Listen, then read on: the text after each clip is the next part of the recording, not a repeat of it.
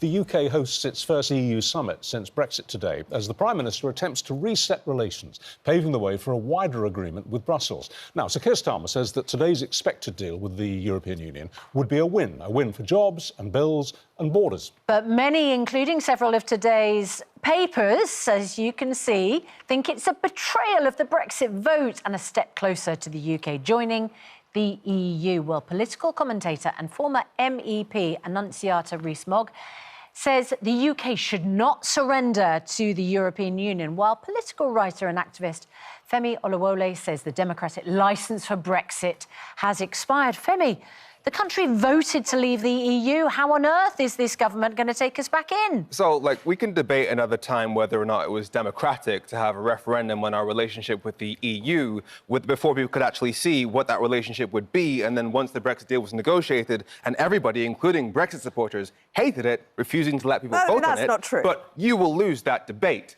Hang on, you lost the vote, Femi, back in 2016. Yeah. And now it looks like the government is going to take us into a closer alliance with the organisation we came out of. Let me be absolutely clear.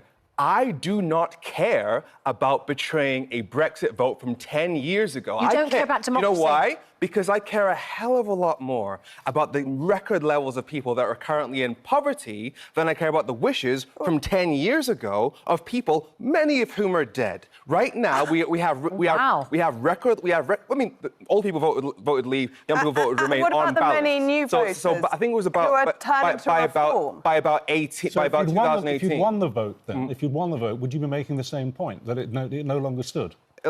Old people voted leave, young people voted remain. If you won the vote, would you be making the same argument that it doesn't stand after 10 years? Yes. Would you?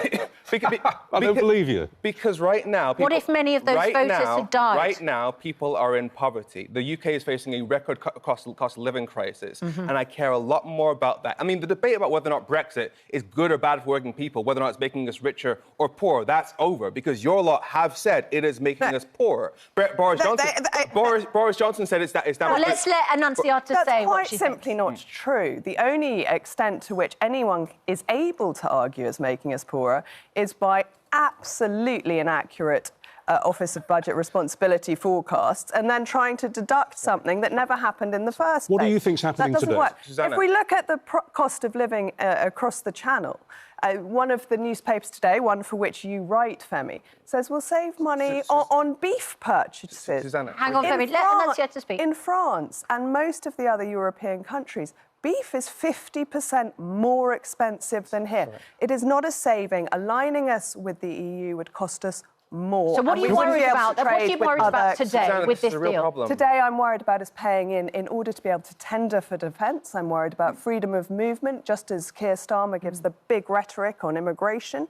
He's turning around and letting people in by the back door. Huge unemployment problems with the young in the EU that will want to come here. Do you think that it's a sneaky attempt to get back into Europe? Absolutely. OK, so it's a two-faced step. I'm just really worried because right now there's somebody on your programme who supported one of the most economically damaging policies in UK history. In fact, she even supported no-deal Brexit, saying it would save £80 billion a year. I mean, we can all see the damage Brexit has already done, and they're giving economic advice on national television. I just want you to know that that's happening on your show. OK, but just but you've got to respect Annunziata's opinion. On economics? And she speaks on economics, for many... She said no-deal Brexit would save us £80 billion a year. There is no major economy on the planet... I just want to point out, that the majority so far of the viewers who have got in touch with us agree with Annunziata.